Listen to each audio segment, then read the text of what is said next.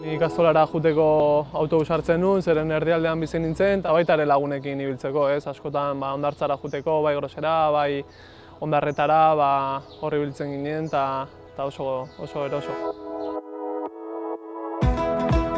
Donostira joateko zentrora edo Ondartzara, joateko beti hartzen nuen autobusa, ez? Eta egia esan, oroitzapen onak gortzen ditut, ez?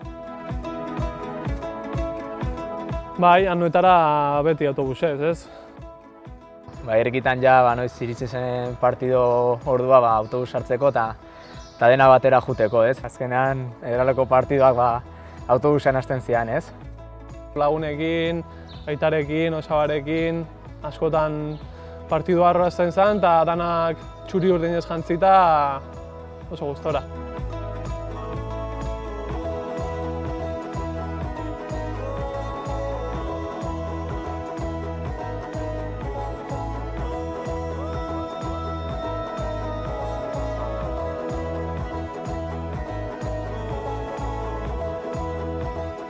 Akordatzen naiz derbi baten 5-0 irabazi zuela Realak eta gero bueltan autobusean danok abesten, salto egiten, autobusa mugitzen eta oso momentu polita bizi zian hor.